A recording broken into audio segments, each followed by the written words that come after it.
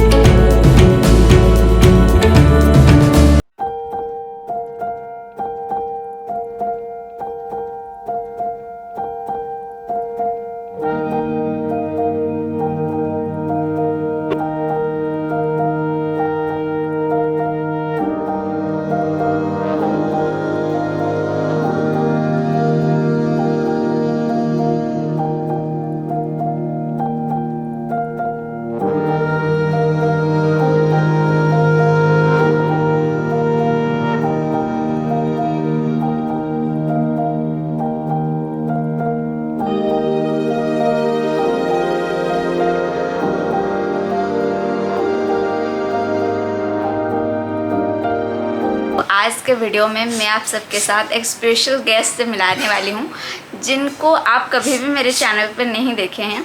अभी मेरे साथ मेरे भैया है जो सीनियर मैनेजर है नेशनलाइज बैंक में। आपके जैसा ही मैं भी इस इंडस्ट्री में न्यू हूँ, तो उनसे बहुत कुछ सीखना है।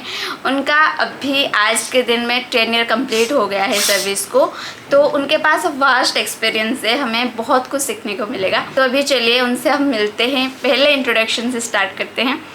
तो भैया पहले आप बताइए आपका इंट्रोडक्शन कब ज्वाइनिंग हुआ था एंड टिल डेट आज तक का एक्सपीरियंस आपका कैसा रहा है? सभी को नमस्कार।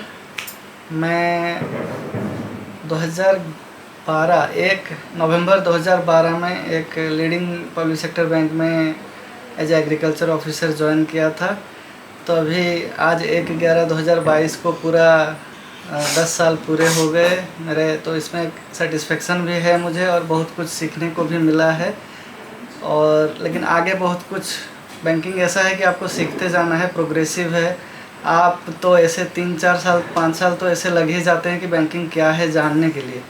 और ये एक ऐसा क्षेत्र है जहां आप पूरा नीचे से ऊपर तक जा सकते हैं। मतलब एज एन ऑफिसर ज्वाइन करके आप पूरा बैंक का टॉप जो पोस्ट है MD एंड CEO वहाँ तक पहुँच सकते हैं। जैसे कि आप ज्वाइन किए थे एज ए एग्रीकल्चर ऑफिसर, बहुत सारे ऐसे स्टूडेंट हैं जिनको पता नहीं है एग्रीकल्चर ऑफिसर क्या है एंड जनरलिस्ट जो PO होते हैं उनमें क्या डिफरेंस है। तो जैसे कि आप लोग सभी लोग जानते होंगे कि जो IBPS का एग्ज़ाम होता है ये आई थिंक 2011 से ही शुरू हुआ है, 11 या 12 के स्टार्ट में। तो मेरा जो बैच था वो पहला बैच था एग्रीकल्चर ऑफिसर फ्रॉम IBPS में 3-4 एग्ज़ाम जैसे होते हैं। एक क्लरिकल के लिए और दूसरा होता है स्पेशलिस्ट ऑफिसर्स के लिए। स्पेशलिस्ट में बहुत सारे आ जाते हैं, एग्रीकल्चर ऑफिसर, IT ऑफिसर या फिर इकोनॉमिक्स, इस तरह के। और PO हो गया प्योरली जनरलिस्ट ऑफिसर। तो ये 3 एग्ज़ाम अलग अलग होते हैं। लेकिन इसमें एक चीज़ है कि जो स्पेशलिस्ट हैं, जो scale 1 as an officer join करते हैं एग्रीकल्चर या जो भी स्पेशलिस्ट या फिर एज ए PO, उनका सैलरी का स्ट्रक्चर एकदम एग्जैक्ट ही है। सैलरी का स्ट्रक्चर एग्जैक्ट है, बस नेचर ऑफ जॉब जो है वो डिफरेंट है। जैसे आप एग्रीकल्चर ऑफिसर ज्वाइन करते हैं तो आपको बेसिकली एक एग्रीकल्चर ग्रेजुएट होना चाहिए एज ए BSc AG या फिर एग्रीकल्चर टेक्नोलॉजी AG टेक जिसको कहते हैं, या फिर veterinary also they also join as agriculture officers, they are eligible also.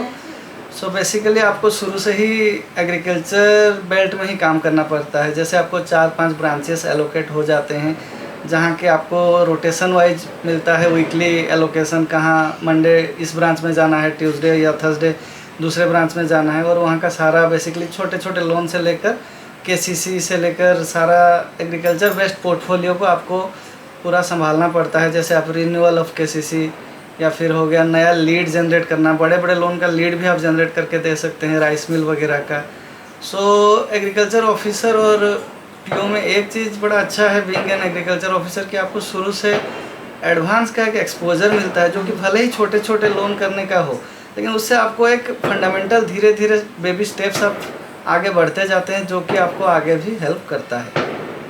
तो जैसे एग्रीकल्चर ऑफिसर का कैरियर ग्रोथ एंड PO का कैरियर ग्रोथ एक जैसा है या फिर कुछ उनमें डिफरेंस है? बिल्कुल सही सवाल है। एग्रीकल्चर ऑफिसर क्या है, ये एक स्पेशलाइज्ड जॉब है जो कि आपका डेस्क जॉब नहीं है। तो इसमें आपका career progression up to as a senior manager तक ही है, स्केल 3 तक। तो इसमें ज़्यादातर ऑफिसर्स ऑप्ट करते हैं कि जनरलिस्ट उसके बाद कन्वर्ट होके अपने कैरियर को आगे बढ़ाएं। जैसे मैंने बताया कि you can go from scale 1 to the MD CEO of the bank also. Similarly agriculture officer भी ग्रो करके उतना ऊपर तक गए भी हैं और आप जा भी सकते हैं। बेसिकली आपको स्केल 4 जब बनते हैं उससे पहले आप चाहें तो 5 साल का मिनिमम पीरियड रहता है, उसके बाद आप जनरलिस्ट को ऑप्ट कर सकते हैं। और जनरलिस्ट होने के बाद इट इज़ पूरा पैरेलली फिर चलता है। आप जर्नलिस्ट होकर स्केल 4 चीफ मैनेजर AGM वो आगे फिर बढ़ सकते हैं अपना एक्सपोजर और अपना कैलिबर के हिसाब से। तो अभी जैसे आपका 10 ईयर कंप्लीट हो गया है, बहुत सारे फील्ड में आप काम किए होंगे, बहुत सारे एक्सपोजर मिला होगा, ट्रांसफ़र भी बहुत हुए होंगे। तो अभी तक का अगर आप पॉजिटिवली ये लेंगे या नेगेटिवली आपके हिसाब से अकॉर्डिंग टू यू, एंड कैसा मतलब सारे ब्रांच में ही काम किए हैं या जोनल ऑफिस या सर्कल ऑफिस, ऐसे जो सारे भी एक्सपीरियंस है वो थोड़ा शेयर कीजिए। शुरू में जैसे मैं ज्वाइन किया था एग्रीकल्चर ऑफिसर, तो उस समय तो आपको ब्रांच में ही काम करने रहते हैं, क्योंकि ब्रांच का एक्सपोजर बहुत वाइटल रहता है और ऑप्शन और कुछ रहता भी नहीं है, क्योंकि आपको ब्रांच का एक्सपीरियंस ही लेना है। तो मैंने 2012 से 2018 तक जुलाई तक 6 साल मैंने 3 स्टेशंस पे काम किए उड़ीसा में, जो कि मेरा नेटिव स्टेट है। तो 6 साल के बाद मैंने अपना प्रमोशन 2018 में प्रमोशन हुआ और मैंने जर्नलिस्ट में भी चेंज हो गया था, तब तक कन्वर्ट हो गया था। तो उसके बाद मुझे ऑडिट ऑफिस में काम करने का मौका मिला, जो कि पटना में मैंने अपना 3 साल बहुत खूबसूरत समय बिताया, जो कि टूरिंग ऑडिटर के हिसाब से डिफरेंट ब्रांचेस में जाके स्केल 2 में मैंने ऑडिट भी किया। बहुत कुछ सीखने का मौका मिलता है इसमें। और दूसरा चीज़ है, आपको जगह का, लोकेशन का, जियोग्राफी का बहुत ही आइडिया हो जाता है। मैंने बिहार झारखंड जैसे मैंने 3 साल काम किया, तो कभी भी मुझे आगे अगर वहाँ जाना पड़े तो मैं कभी हिचकिचाऊँगा नहीं। बिहार को लेकर जैसे थोड़ा सा मन में रहता है लोगों का, people are skeptical about moving to Bihar and working there, but it is not like that. People are very cordial and very helpful, and मेरा 3 साल का जो समय रहा वहाँ बहुत ही अच्छा कटा। तो 2018 में मैंने फिर 3 साल के बाद प्रमोशन का मौका मिला, तो मैंने फिर अप्लाई किया और 2021 जुलाई में मैं सीनियर मैनेजर बन के फिर छत्तीसगढ़ रायपुर में पोस्टेड हूँ अभी, जो कि अभी लगभग 1 साल 3 महीना हो गया। तो यहाँ एक दूसरा और अलग तरीके का एक्सपोजर है, जो कि मैं कंट्रोलिंग ऑफिस में काम करता हूँ। तो यहाँ काम करने का एक्सपोजर भी मुझे नहीं था, लेकिन बैंक में यही चीज़ अच्छा है कि आपको सब तरह के सीट्स में काम करने का एक्सपोजर भी मिलता है और उससे आपको ग्रोथ भी मिलता है करियर में, क्योंकि बैंकिंग एक यूनिलैटरल चीज़ नहीं है। इसमें आपको स्काई इज़ द लिमिट। आप जितना काम, exposure, type of nature of job जितना भी करेंगे, उस हिसाब से आपको अच्छे अच्छे करियर अपॉर्चुनिटीज़ भी आपको आगे मिलते जाएंगे। तो अभी जैसे कंट्रोलिंग ऑफिस में शुरू में तो बहुत दिक्कत होता था, 3-4 महीना जैसे मुझे लगता था कि सर को बोल के, मेरे एजीएम साहब को बोल के ब्रांच ही निकल जाऊं, ब्रांच में ही काम करूं, क्योंकि ब्रांच का मुझे कंफर्ट था। लेकिन धीरे धीरे चीज़ें सेटल होते गए और now I feel very confident about my job and मेरा काम जो है कंट्रोलिंग ऑफिस में बहुत ही अच्छा है। और अभी आगे बहुत बढ़िया ऑप्शन आपको 3 साल के बाद फिर स्केल 4 का भी चांस मिलता है। यही बैंकिंग ग्रोथ का एक अच्छा मौका है। जैसे कि भैया ने बताया कि पहले कुछ दिन डिफ़िकल्टी डेफिनेटली रहता है, फिर काम करते करते हमें सब कुछ इजी हो जाता है। पर बहुत ऐसे आपको लोग मिलेंगे जो बोलते हैं कि बैंकिंग एज ए कैरियर बहुत ख़राब है, बैंक में काम करना बहुत मुश्किल है एंड बैंक को एज अ कैरियर चूज़ नहीं करना चाहिए। तो हम ये जानने वाले हैं, जैसे भैया ने 10 ईयर कंप्लीट कर लिए हैं, आज हम लोग भैया से जानने वाले हैं कि अगर हम लोग banking as a career choose करते हैं, क्या उसमें पॉजिटिव है, क्या नेगेटिव है, क्या आपको bank as a career choose करना चाहिए या नहीं। तो भैया अकॉर्डिंग टू यू आप क्या सजेशन देंगे स्टूडेंट को कि banking as a career choose करना चाहिए या नहीं। देखिए, कैरियर चूज़ करना तो एक इंडिविजुअल चॉइस है, लेकिन मैं अगर अपना बताऊं कि बैंकर के हिसाब से क्या पॉजिटिव्स और नेगेटिव्स हैं। पॉजिटिव्स हैं जैसे कि मैं 2-3 बार बता चुका हूं, बैंक में आप अपने एक स्केल 1 ऑफिसर ज्वाइन करके आप बैंक का MD and CEO and even अगर आगे भी जाएं तो RBI का डिप्टी गवर्नर भी बन सकते हैं। तो उस हिसाब से स्काई इज़ द लिमिट। बस इसमें एक चीज़ है कि आपको ट्रांसफरेबल जॉब है, 2-3 साल में एक बार फिर अपना सारा सामान बांध के दूसरे सिटी में या गांव में जो भी जहां पोस्टिंग होता है शिफ्ट होना पड़ता है। ये एक चीज़ है जो कि नेगेटिव तो नहीं कहूँगा, लेकिन एक चैलेंज है। और बैंकिंग में दूसरा चीज़ है कि बैंकिंग जॉब डेफिनेटली चैलेंजिंग है, क्योंकि यहाँ गाइडलाइंस बहुत जल्दी चेंज होते रहते हैं। इसीलिए आप अपने बैंक के सर्कुलर्स को एटलीस्ट डेली बेसिस पे कर पाते हैं, पढ़ पाते हैं तो बहुत बढ़िया, नहीं तो एटलीस्ट हफ्ते में एक बार ज़रूर, सैटरडे संडे वीकेंड पे आप ज़रूर अपना सर्कुलर्स ज़रूर अपडेट हो जाएं, क्योंकि उससे आपको कॉन्फिडेंस भी मिलता है काम करने को। और सामने वाला जो बंदा आया हुआ है आपके सामने लोन लेने या जो भी, आप गाइडलाइंस के हिसाब से सही गाइड भी कर सकते हैं और आपका करियर ग्रोथ भी अच्छा रहेगा। नॉलेज बढ़ाने से ही आप तभी अच्छा काम कर पाएंगे। तो बेसिकली एक चैलेंजिंग जॉब है, आप इसको एंजॉय करिएगा तो डेफिनेटली इसको आप चैलेंज पे रूप में लेके आगे बढ़ सकते हैं, बैंक में बहुत आगे जा सकते हैं। करियर अपॉर्चुनिटी इसमें बहुत ऊपर तक जाने का सुविधा ऑप्शंस हैं। लास्ट फर्स्टली भैया ये बताइए आपका प्रिपरेशन कैसा था एंड आप कैसे मतलब इतना पहले आपके टाइम पे शायद पहली बार हुआ होगा IBPS ऑनलाइन, तो आप उस टाइम कैसे कितना चैलेंजिंग था आपके लिए, कैसे आपने प्रिपरेशन स्टार्ट किया था? IBPS का मैं जब क्वालिफाई किया तो ये पहला IBPS था। उससे पहले मैं इंडिविजुअल बैंक्स का पोस्ट निकलता था तो उसमें भी एग्ज़ाम दिया हूँ कई बार, 4, 5 या 6 बैंक होंगे। और IBPS और अगर इंडिविजुअल बैंक्स का एग्ज़ाम का अगर कंपेयर करें तो इंडिविजुअल बैंक्स में थोड़ा सा क्या है ना, प्रिपरेशन में लैक्सिटी रहता था। ये एग्ज़ाम हो गया, चलो इसमें अगर प्रिपेयर नहीं हो पाए तो अगला वाला में कर लेंगे सोच के हम जो करते थे, तो उसमें क्या है ना, आपको प्रिपरेशन ऑप्टिमम लेवल तक नहीं हो पाता था, जो कि मेरा पर्सनल ओपिनियन है।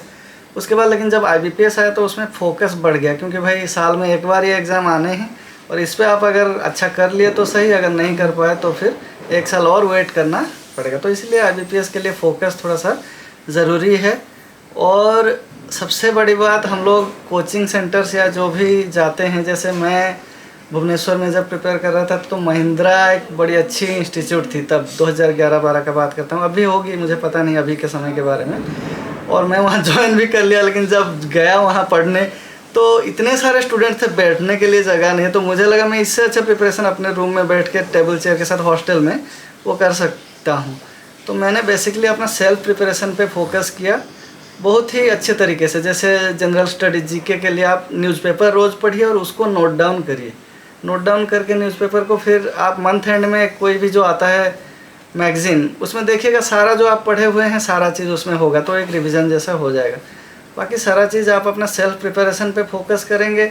बाकी एग्ज़ाम्स तो आजकल बहुत तरह के ऑनलाइन होते हैं, तो उस हिसाब से एग्ज़ाम्स भी देंगे तो आपका कॉन्फिडेंस भी बढ़ेगा और डेफिनेटली एग्ज़ाम क्लियर हो जाएगा।